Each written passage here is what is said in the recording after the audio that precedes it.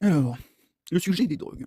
Alors, je précise que c'est un sous-chapitre du sujet de la santé en général et que, bon, voilà, normalement, tu es censé avoir tout un tas de trucs qui sont censés être expliqués au préalable. Mais déjà, on va commencer par une multiplication du budget de la santé. Je parle littéralement de multiplication et c'est pas seulement un fois deux. Euh, et une généralisation de tout ce qui concerne la santé à la carte vitale. C'est-à-dire que, et une réforme légère de la carte vitale. En gros, la carte vitale vient avec un équivalent de budget, une sorte d'allocation de thunes qu'on te donne voilà, pour faire tes trucs de santé, ce qui est techniquement le cas de la carte vitale, mais cette allocation de thunes concerne tous les trucs entre guillemets exceptionnels. Bref, légère réforme du fonctionnement de la carte vitale. En gros, tout ce qui est santé, aller voir ton médecin généraliste, aller voir ton dentiste, bref, aller à l'hôpital pour des problèmes de la vie que tu es censé gérer normalement actuellement avec une assurance ou ce genre de truc, c'est géré par la carte vitale et c'est complètement gratuit. Mais dans ce supplément, enfin dans cette réforme, il y a une intégration, on va commencer par ça. En gros, il y a une fusion des pharmacies et non, on va commencer par ça. Tout ce qui est une substance psychoactive est considéré comme drogue. L'alcool est une drogue. Médicalement, c'est considéré. Mais légalement, ça devrait être considéré comme drogue. Bref. Donc l'alcool est une drogue, le tabac est une drogue, absolument tout ça. Bref. Absolument toutes les substances psychoactives doivent être vendues en pharmacie. Le tabac, c'est pas dans un buraliste, c'est dans une pharmacie. L'alcool, c'est pas dans un magasin, c'est dans une pharmacie. Et comme n'importe quel autre médicament, ça doit être contrôlé avec le niveau de sérieux qu'on attend d'une pharmacie. Bref. Pour le cas de la drogue en particulier, donc alcool, tout ça, créer des pharmacies spéciales qui sont des fusions entre des pharmacies et des cliniques. Encore une fois, ça vient avec une multiplication du budget de la santé, c'est pas pour rien. Bref, donc du coup dans ces pharmacies cliniques, en gros tu peux considérer ça comme n'importe quelle clinique où tu aurais de la vente de médicaments en même temps que de prendre, genre tu vas voir la secrétaire, l'infirmière qui est à l'accueil, tu prends ton rendez-vous en même temps que tu prends ton rendez-vous, tu peux prendre ton médicament, c'est-à-dire que tu sors de chez le médecin, tu as ton rendez-vous chez le médecin généraliste, un truc comme ça, quand tu pars voir, enfin quand tu vas à l'accueil pour prendre ton rendez-vous, tu as en même temps la possibilité d'avoir tes médicaments. Bref, des cliniques spécialisées de ce genre, mais pour la drogue. Et toutes les drogues, encore une fois, alcool, tabac et littéralement toutes les drogues. Si tu fais ça, on va faire extrêmement simple, si tu fais ça, tu fais des rentrées d'argent. Bref, en gros, voilà, tu fais des rentrées d'argent et tu supprimes instantanément tout le narcotrafic du pays, étant donné que t'es consommateur, tu as le choix entre un espace parfaitement sécurisé où tu peux prendre ta consommation dans enfin, tu peux faire ta consommation sur place, dans un espace complètement sécurisé avec des médecins qui peuvent te gérer en cas de problème. Bref, bon, bref, t'es consommateur, t'as le choix entre le dealer qui coupe son truc à la javel ou les pharmaciens qui gèrent leur truc avec le sérieux d'un master ou d'un doctorat en médecine. Lequel tu prends, le dealer ou le doctorat, ou le docteur. Si t'es pas trop con, tu vas chercher le docteur. Bref. Et donc du coup, si tu fais ça, instantanément, le système de deal disparaît. Bref. Et toi derrière, alors, pour le fonctionnement à proprement parler de la carte vitale, en gros, en fonction de. Alors, on va commencer par ça. Si tu veux consommer. Alors oui, toutes les drogues, déjà première base, toutes les drogues, c'est limité à la majorité. Alors maintenant, la question de la majorité, est-ce que tu prends 18 ans, est-ce que tu prends 21 ans, ou est-ce que tu prends 25 ans pour la formation définitive du cerveau? Moi, je suis plutôt pour le 25 ans, de toute façon, il y a toute une phase d'apprentissage qui fait qu'à 18 ans, t'es quand même capable de prendre toutes les décisions, surtout comparé à certains adultes, genre y compris des adultes qui sont élus qui sont des élus qui prennent des décisions. Bref, t'as des gamins de 18 ans, si je me prends en référence, à 14-16 ans, j'étais déjà en mesure de foutre des raclés à quasiment n'importe quel élu. Et dans ma campagne, je le faisais déjà. Bref, c'était pas des raclés méchants en mode gros clash, hein, c'était des discussions, des débats que tu remportes assez tranquillement parce que le mec en face ne comprend pas grand chose au monde dans lequel il vit. Bref. Encore une fois, c'est censé être réglé par le système éducatif. Bref. En rappelant que le système éducatif est censé t'apprendre beaucoup plus de trucs et donc du coup, t'es censé passer beaucoup plus de temps. C'est-à-dire que quand tu passes 5 ans plutôt que 3 au lycée, quand tu passes 5 ans plutôt que 4 au collège, quand tu passes 5 ans plutôt que 4 en primaire, automatiquement, tu sors de ça avec quelques années de plus au compteur. Normalement, tu sors à 24 ans au lieu de 18, et voilà, 24-25 ans, c'est à peu près le moment où tu es censé avoir fini de former ton cerveau et fini ta formation. Bref, voilà. Mettre la majorité dans ces âges-là, bref. C'est un autre débat, c'est un autre sujet. En gros, majorité, si tu veux consommer de la drogue, majorité, minimum 18 ans, quelle que soit la drogue, tabac, alcool, bref. Pouf pouf. Si tu veux consommer une drogue, tu dois aller dans un centre de désintoxication spécialisé de la drogue, donc techniquement dans la clinique. C'est pour ça que tu vois un truc et tu dois faire un stage de une semaine, un mois, on va dire le temps suffisant pour comprendre les effets de la drogue sur ton corps, comprendre comment tu vas gérer ta dépendance et les effets de la drogue, et comment en sortir, plus derrière ça, voir des personnes en stade final d'addiction au truc, pour voir ce que ça a comme effet réel sur ton corps. Déjà rien qu'avec ça, tu dis bon voilà, moi je veux prendre un petit joint à base de cannabis.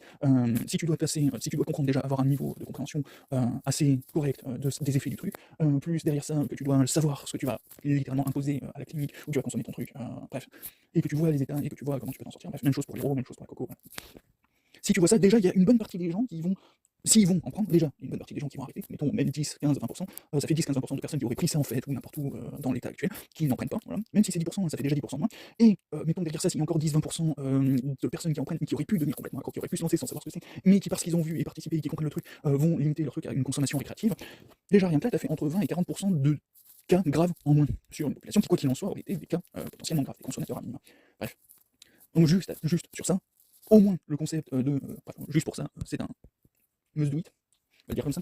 Bref. Donc, clinique, le stage, la carte vitale. Bref, oui, derrière ça, pour la gestion, oui, mais on va pas faire un truc, on se drogue, écoute, on fait bien des restos, écoute, on fait bien des trucs. Voilà, on fait bien des bars pour se bourrer la gueule. Maintenant, imagine le bar pour se bourrer la gueule, sauf que ton barman, c'est pas un barman, voilà, au demeurant, voilà, c'est au moins un master en pharmacologie qui est capable de gérer et qui derrière ça a toute une équipe de médecins pour pouvoir gérer le cas où tu es en train de faire un coma éthylique ou n'importe quoi. Je te prends le cas de l'alcool et des bars pour que tu comprennes un peu le concept. En gros, ouais, c'est des bars. Sauf que plutôt que d'avoir des barman qui ont juste fait un CAP dans l'hôtellerie, tu as un master qui a fait un master ou un docteur qui a fait 5 à 8 ans de médecine et qui est capable de gérer tous les états possibles que ça pourrait te donner. Derrière ça, ce système de bar, entre guillemets, couplé à une clinique, techniquement on peut appeler ça clinique, hôtellerie, ce genre de truc, bref, ce genre de bar, si jamais l'infirmier, le docteur, bref, si jamais le gérant ou les gérants constatent que tel individu n'est pas en mesure de prendre sa voiture parce qu'il est trop alcoolisé, parce qu'il est trop sous THC, parce qu'il a pris trop de coco, bref, voilà, parce qu'il s'est trop drogué, il est envoyé en clinique et il passe sa nuit sur place. Derrière ça, bref, voilà. Ah oui, repassage sur la carte vitale. En gros, le suivi à la carte vitale, en gros, t'as pour chaque consommation, enfin pour chaque drogue, en gros, c'est un mi-chemin entre l'économie et le suivi médical, enfin l'économie pour le financement de la carte vitale. En gros, t'as certaines drogues comme, alors techniquement, j'ai envie de dire l'alcool et le tabac parce que c'est culturellement, mais l'alcool et le tabac font beaucoup plus de dégâts que le cannabis. L'alcool et le tabac font plus de dégâts au corps que la coco et ont provoquent le même état d'addiction que la coco. Donc techniquement, l'alcool et le tabac sont beaucoup plus à surveiller que de la coco. Bref, et mettons, techniquement, en fonction du taux d'addiction et du taux de dégâts sur le corps de la drogue, tu vas financer plus ou moins fort le truc, et plus la drogue est violente, plus, le, plus le consommateur va mettre va mettre son argent en jeu pour pouvoir consommer le truc. Bref. Et du coup, tu fais tes thunes comme ça, tu finances le truc. Bref. Pouf pouf. Ah oui, sur ce graphisme, en gros, un token diagonale, hein, tu as tes drogues qui ont, en fonction du niveau d'addiction et du niveau de dégâts sur le corps, token diagonale. Plus tu montes sur la diagonale, plus les doses autorisées illégalement vont être réduites dans le temps. C'est-à-dire que si tu prends du cannabis, tu peux venir fumer ton joint potentiellement, on va dire potentiellement, tous les soirs au bar, mais si tu veux prendre un verre d'alcool, c'est plus une fois par semaine. Je vais te donner un exemple comme ça. Si tu prends le graphisme d'addiction, tu viens au bar avec tes potes, tu fumes ton joint potentiellement tous les soirs, et après ça, vous faites votre soirée, bar resto, ce genre de truc. Et après ça, tu rentres chez toi, voilà, t'es à peu près tranquille. Une fois que, littéralement, t'es pris sur place, plutôt que de te faire souffler dans le ballon ou test salir par un flic quand ça sert plus à rien, tu le fais sur place, voilà. Une fois que t'es clean, tu peux partir, les infirmiers te laissent partir. Bref. En gros, voilà, t'as ce système de trucs, et si tu veux dépasser ce truc, en gros, t'as un suivi de ta consommation qui est fait via la carte vitale, étant donné que t'achètes automatiquement via la carte vitale, t'as un suivi qui est fait, et passé à un certain stade qui, encore une fois, dépend de chaque drogue, de chaque effet. Tu vas avoir des suivis chez les psys, chez des médecins spécialisés pour les drogues, et potentiellement jusqu'à, entre guillemets, internement en clinique, en cas d'addiction un petit peu trop forte. Bref. Et je te laisse globalement discuter avec des professionnels du secteur, je parle pas de dealers, je parle de médecins, de voir les avantages que ça te donne un tel système. En gros, tu gardes le système récréatif, entre guillemets, du bar slash bistrot, où tu vas te faire ta petite pinte le soir avec tes potes en rentrant du travail. Tu vois, tu gardes ce système, sauf que derrière ça, tu as le backup médical qui est instantané. Derrière ça, pour chaque drogue que tu prends, tu as un suivi, et donc du coup, on limite automatiquement via le suivi les addictions trop profondes, trop intenses, enfin bref, les cas d'addiction graves. Derrière ça, tu réduis automatiquement sur place les quantités. Tu sais, c'est le truc là qu'on voit à Noël pendant les fêtes. Si vous tenez à quelqu'un, retenez-le. Bon, bah c'est ça, sauf que là, la personne qui te retient, c'est un infirmier qui a littéralement tous les droits de te faire passer devant un docteur pour vérifier le truc, le docteur du coin, pour vérifier ton état, pour faire valider ton état et te mettre dans une chambre pour dégriser, plutôt que de te mettre en cellule pour dégriser après un accident.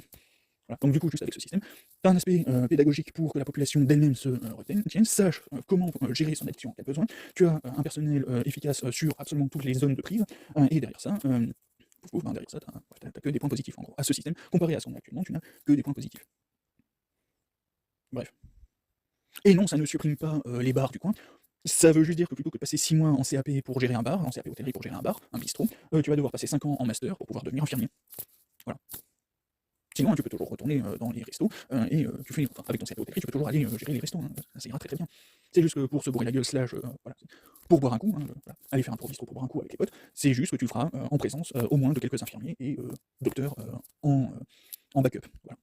Bref, donc non, ça ne supprime rien, techniquement ça ne change rien, c'est juste que la gestion des drogues est efficace. La gestion des drogues, de la consommation, tout ça, c'est efficace. Et plutôt que de ne rien toucher de cette consommation, de ce commerce, parce que c'est fait au black, voilà, c'est fait par des gens compétents, à tout point de la chaîne, hein, c'est fait par des gens compétents, et toi derrière ça, tu touches les thunes du truc. Et si tu veux avoir un savoir-faire, genre tel vin de telle région, voilà, tu peux, hein, c'est juste que tu feras une fois par semaine et que si jamais tu commences à le faire un petit peu plus, tu vas avoir un psy qui va venir te poser 2-3 questions, qui va dire bon, vous êtes en train de boire un petit peu trop, ça fait 1 mois et demi qu'on voit que vous venez boire tous les jours, est-ce que ça va dans la vie, est-ce que vous avez un problème d'addiction qui commence à apparaître, voilà. Bref, et si jamais tu continues un petit peu, bon, bah, tu vas avoir un docteur qui va venir te voir, qui va dire bon, bah visiblement vous êtes addict à l'alcool, pour vous éviter des problèmes de santé, désintox.